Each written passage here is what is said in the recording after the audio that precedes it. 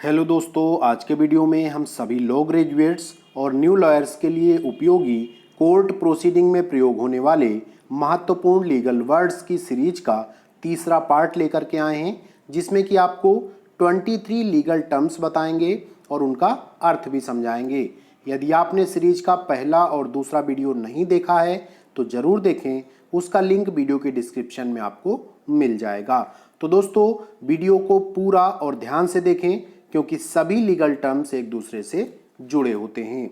ऐसी ही law related useful videos का notification पाने के लिए जल्दी से वीडियो को लाइक और चैनल को सब्सक्राइब कर लीजिए। तो चलिए आज का वीडियो स्टार्ट करते हैं और देखते हैं सबसे पहला जो आपका लीगल टर्म है। तो देखिए यहाँ पर वर्ड है इंटरलोकेटरी एप्लीकेशन। इसे हिंदी में बोला जाता है अंतर्वर्तीय प्रार्थना पत्र। तो होता क्या है दोस्तों कि सिविल केस में दोनों पक्षों की ओर से जो विभिन्न प्रार्थना पत्र पेश किए जाते हैं उन्हें इंटरलोकेटरी एप्लीकेशन कहा जाता है। नेक्स्ट है दोस्तों ऑर्डर। इसको हिंदी में बोला जाता है आदेश।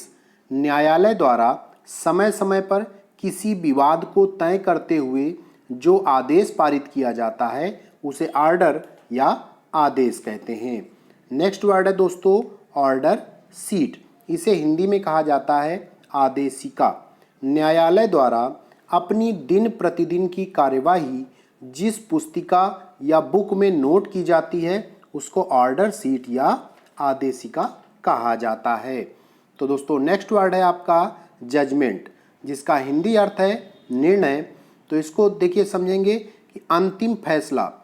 दोस्तों न्यायालय द्वारा जो सुनाया जाता है अंतिम फैसला उसे जजमेंट या निर्णय कहते हैं। नेक्स्ट वर्ड है आपका डिक्री। इसे हिंदी में जो है इससे भी निर्णय कहा जाता है। तो देखिए दोस्तों फाइनल जजमेंट जो होता है उसके एग्जीक्यूशन के लिए जो पर्चा तैयार किया जाता है उसे डिग्री या डिक्री पर्चा भी आप कह सकते हैं। नेक्स्ट है दोस्तों इशूज।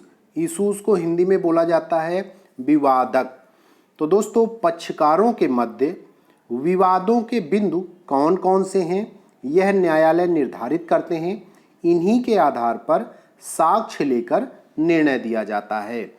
बहुत ही महत्वपूर्ण होता है ये। तो दोस्तों यहाँ नेक्स्ट वर्ड है अमेंडमेंट, जिसे हिंदी में कहा जाता है संशोधन।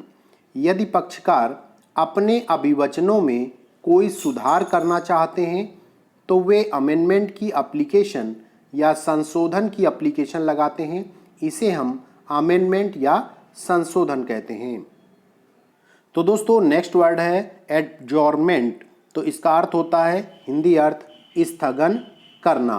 तो किसी कार्यवाही को उसी स्टेज पर अगली तारीख पेशी के लिए स्थगित किए जाने को एडजॉर्नमेंट या स्थगन बोलते हैं। नेक्स्ट है दोस्तों एफिडेविट, जिसे हिंदी में शपथ पत्र कहा जाता है। तो न्यायालय में अपने सशपथ बयान दिए जाने को चाहे लिखित हो या मौखिक, लिखित बयान जो इसमें से होता है उसको एफिडेविट या शपथ पत्र कहा जाता है। नेक्स्ट वर्ड है दोस्तों फाइनल आर्गूमेंट्स। हिंदी में इसे बोला जाता है अंतिम बहस। जब विवाद का अंतिम समय आता है तो जो अंत में फाइनल आर्गूमेंट या अंतिम बहस की जाती है उसे फाइनल आर्गूमेंट्स या अंतिम बहस कहते हैं। नेक्स्ट वर्ड है आपका लीगल रिप्रेजेंटेटिव। तो यहाँ पर इसका हिंदी अर्थ होता है विधिक उत्तराधिकारी। जब वादी या प्रतिवादी की मृत्यु हो जाने पर उनके उत्तराधिकारी रिकॉर्ड पर आते हैं, उन्हें लीगल रिप्रेजेंटेटिव या विधिक उत्तराधिकारी कहा जाता है। नेक्स्ट वर्ड है दोस्तों आपका रिस्टोरेशन। इसका हिंदी अर्थ है फिर से स्थापित।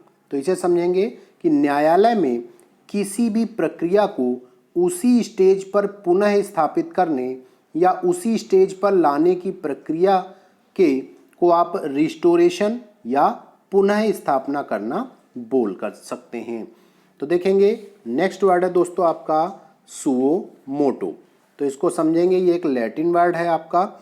इसका हिंदी अर्थ है स्व प्रेरणा से। इसको आप इंग्लिश में ओन मोशन भी कह सकते हैं। तो दोस्तों किसी व्यक्ति ने कोई एप्लीकेशन नहीं दी, किसी व्यक्ति ने कोई कंप्लेंट नहीं की, फिर भी स्वयं की प्रेरणा से कोई कार्यवाही स्टार्ट हो गई है तो इसे बोला जाता है सुमोटो। तो इसको आप कह सकते हैं the supreme court taken suo motu action. Next word है आपका टेनेबल। तो इसका जो हिंदी अर्थ होता है वो होता है विधि योग्य। इसे आप इंग्लिश में कह सकते हैं acceptable in law, means acceptable in law और विधि योग्य हिंदी कह सकते हैं। तो देखिए दोस्तों कि कोई एप्लीकेशन कानूनी रूप से मान्य हो तो उसे जो है आप टेनेबल कह सकते हैं, means this application is tenable. तो दोस्तों नेक्स्ट वर्ड है कॉल इन क्वेश्चन। इसे इंग्लिश में टू चैलेंज कह सकते हैं और हिंदी में इसे चुनौती कहा जाता है। तो इस पॉइंट को चैलेंज किया गया है या चुनौती दी गई है, इस प्रकार का अगर कोई वर्ड बोलना है तो वहाँ बोला जाता है call in question. Next word है आपका टू क्वेस। तो देखिए दोस्तों ये टू क्वेस होता क्या है, process of cancelling the proceedings, means प्रक्रिया को समाप्त करने की एक प्रोसेस होती है, उसे बोला जाता है टू क्वेस।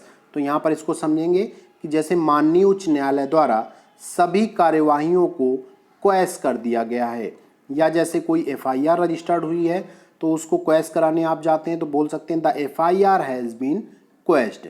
तो दोस्तों इसी प्रकार जो है इसे आप कह सकते हैं क्वेस करना होता है एक प्रकार से किसी प्रक्रिया को समाप्त करना। एफआईआर दर्ज हुई उसे क्वेस करा दिया गया, मीन्स एफआईआर रद्द हो गई। नेक्स्ट वर्ड है आपका डॉक्ट्राइन। इसको आप इंग्लिश में दूसरा वर्ड यूज कर सकते हैं प्रिंसिपल, हिंदी में इसे कहा जाता है सिद्धांत। तो कोई ऐसी कानूनी बातें जो आगे चलकर ठोस रूप ले लेती हैं, जब वो अपना सॉलिड प्रिंसिपल बन जाता है उसे प्रिंसिपल अर्थात सिद्धांत कहा जाता है। तो आप डॉक्ट्राइन को प्रिंसिपल का सिनोनिम्स भी कह सकते हैं। नेक्स्ट वर्ड है इनपेरी मटेरियल। इसका जो इंग्लिश में सिनोनिम्स है वो हो जाएगा आपका सेम मटेरियल, और इसका जो हिंदी अर्थ है वो हो जाएगा उसी स्रोत से। तो दोस्तों जिस स्रोत से कोई चीज़ पहले ली गई है उसे इन पेरी मटेरियल कहा जाता है। नेक्स्ट वर्ड है आपका साइप्रस। साइप्रस का जो हिंदी अर्थ है वो है यथा समीप, इंग्लिश में आप कह सकते हैं एज नियर एज पॉसिबल। तो दोस्तों यदि कोई उद्देश्य पूरा नहीं हो पा रहा है तो उस उद्देश्य के पास का उद्देश्य पूरा किया जाता है तो उसे कहते हैं साइप्रस, या एज नियर एज पॉसिबल या यथा समीप कहा जाता है। नेक्स्ट वर्ड है आपका सबजुडाइस। इसे इंग्लिश में कह सकते हैं आप डिसीजन अवेटेड, हिंदी में कहा जाता है विचाराधीन। किसी मामले में अभी निर्णय नहीं हुआ है, मामला लंबित है, अर्थात मामला विचाराधीन है। लंबित मामलों को सबजुडाइस कहा जाता है। नेक्स्ट वर्ड है आपका नेक्सस।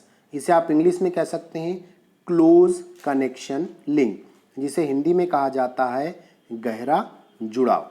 तो दोस्तों जो डीपली कनेक्टेड हो किसी मामले से उसे नेक्सस कहा जाता है। तो दोस्तों नेक्स्ट वर्ड है आपका पेंडेंट लाइट। इसे आप इंग्लिश में कह सकते हैं ड्यूरिंग लिटिगेशन, हिंदी अर्थ होता है इसका वाद के दौरान।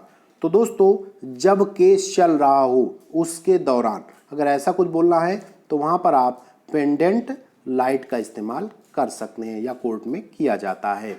नेक्स्ट वर्ड है आपका स्टेटस क्वो। इसको जो इंग्लिश अर्थ है इसका वो होता है एग्जिस्टिंग कंडीशन, हिंदी में कह सकते हैं आप यथा स्थिति। यदि न्यायालय ने कोई आदेश दिया है तो पार्टीज को स्टेटस क्वो मेंटेन करना होता है, अर्थात पक्षकारों को यथास्थिति बना के रखनी पड़ती है। तो दोस्तों हमारा आज का वीडियो कैसा लगा जरूर बताएं। बहुत बहुत धन्यवाद।